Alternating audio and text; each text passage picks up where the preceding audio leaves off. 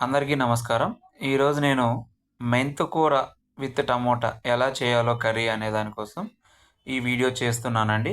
ఫస్ట్‌గా నేనొక స్టవ్ మీద పాన్ తీసుకొని అందులో 4 టేబుల్ స్పూన్ ఆయిల్ అనేది వేశానండి. ఇలా 4 టేబుల్ స్పూన్ ఆయిల్ వేసిన తర్వాత దీంట్లో వేడైన ఆయిల్‌లో కొంచెం సాసోలు, కొంచెం జీలకర్ర వేశానండి. ఇది బాగా వేడి అయిన ఆయిల్‌లో చిటిచెర అన్నంత వరకు వేయించాలి. దాంతో పాటు కరివేపాకు కొంచెం వేశానండి. సో, ఇవి 3 వేసిన తర్వాత గరిటె సహాయంతో కొంచెం అటు ఇటు తిప్పానండి. గరిటె సాయంతో అటు ఇటు తిప్పి ముందుగా కట్ చేసినటువంటి ఆనియన్స్‌ని కూడా ఇక్కడ నేను ఆయిల్‌లో వేసి బాయిల్ చేయడానికి వేశానండి.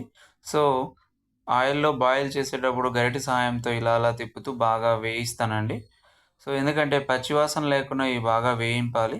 వేయించిన తరువాత వేయించిన తర్వాత టమోటా గూడా వేయాలండి. దానికంటే ముందు కొంచెం మనం ఇది ఆయిల్‌లో బాగా బాయిల్ అయ్యేటట్టుగా ఆనియన్స్ కలర్ తిరిగేంత వరకు బాగా హీట్ పెట్టి చేయాలి. తర్వాత ముందుగా కట్ చేసుకున్నటువంటి టమోటాని ఒక కప్ తీసుకొని సో, ఇందులో కలుపుకోవాలి. మనం ఏదైతే ఆనియన్స్, జీలకర్ర అవన్నీ వేయించామో దాంతో పాటు టమోటాను గూడా బాగా వేయించాలండి. ఆయిల్‌లో బాయిల్ చేయడం కోసం నేను ఆ కప్ టమోటాను ఇందులో వేస్తున్నానండి. ఇలా వేసి గరిటె సహాయంతో ఇలా అలా తిప్పుతూ ఉంటాను. సో, దానితో పాటుగా తగిన ఉప్పు, అందులో ఒక టేబుల్ స్పూను పసుపు వేసి కొంచెం గరిటె సహాయంతో తిప్పాలండి. ఇది మొత్తం అంటే ఉన్నటువంటి టమోటా, ఆనియన్స్‌కి పట్టేట్టుగా తిప్పాలి. సో, తిప్పిన తర్వాత ఒక 2 నిమిషాల పాటు మూత పెట్టి ఉడికించాలండి.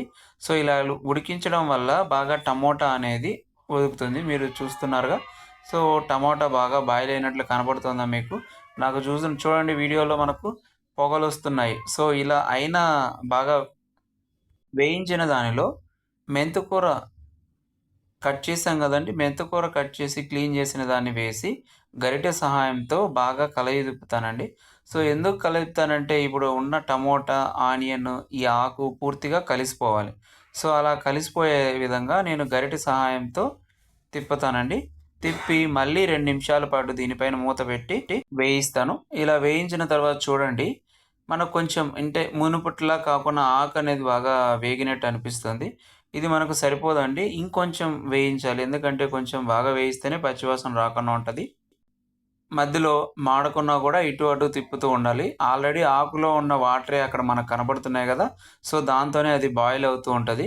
సో, గరిటె సహాయంతో ఆ వాటర్ మొత్తం ఇంకిపోయేంత వరకు మనము అటు ఇటు తిప్పుతూ దీన్ని బాగా వేయిస్తూ ఉండాలండి.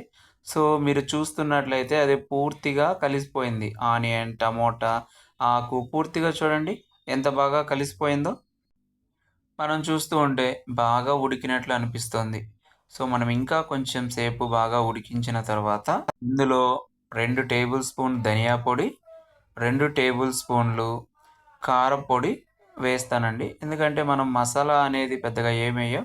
సో, 2 టేబుల్ స్పూన్లు ధనియా పొడి, 2 టేబుల్ స్పూన్లు కారప్పొడి వేసి మంచిగా గరిటె సహాయంతో ఇటు అటు అంటే అది పూర్తిగా మిక్స్ అయ్యేట్టుగా కలిపి చూడండి బాగా కలపాలి. అంటే మనకు అది అందులో ఆకులో దాంట్లో పూర్తిగా మింగిల్ అయ్యేట్టుగా. చివరగా గరం మసాలా, కొత్తిమీర ఏసి ఉడికించాలండి. Thank you for so much.